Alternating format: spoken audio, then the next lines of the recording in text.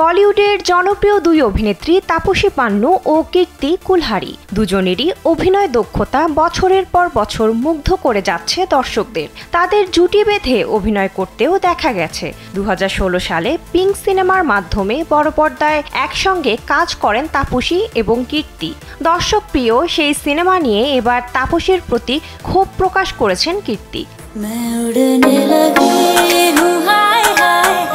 ভারতীয় গণমাধ্যম সূত্রে জানা যায়, এক সাক্ষাৎকারে 2016 সালে মুক্তি পাওয়া পিঙ্ক সিনেমার প্রচার প্রসঙ্গে কীর্তি বলেন, সিনেমাটিতে যখন অভিনয় করি তখন ইন্ডাস্ট্রিতে কে বড় বা কে ছোট এসব জানতাম না।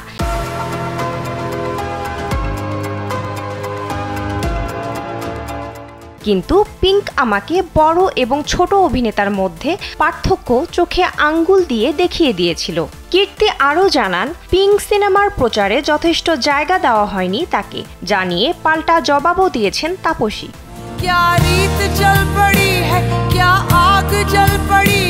শুধু তাই নয়, অনিরুদ্ধ রায় চৌধুরী পরিচালিত এই সিনেমাটির যখন ট্রেলার মুক্তি পেয়েছিল তখনই নাকি হতবাক হন কীর্তি।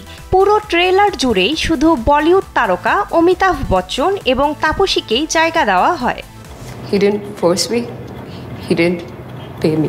কীর্তির এই অভিযোগ নিয়ে তাপসী পান্নু সম্প্রতি জবাব দিয়েছেন। তাপসী বলেন, কীর্তির খারাপ লাগতেই পারে, কিন্তু সেটা আমি কিভাবে জানবো? আমি জানলে নিশ্চয়ই ওর সঙ্গে কথা বলতাম, কিছু করার চেষ্টা করতাম।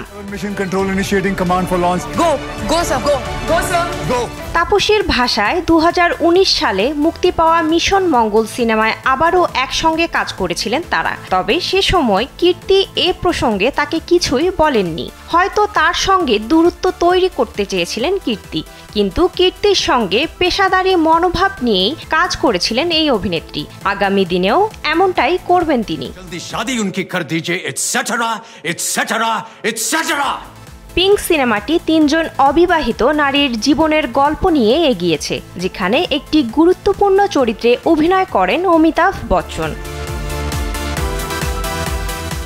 বিনোদন ডেস্ক, কালবেলা।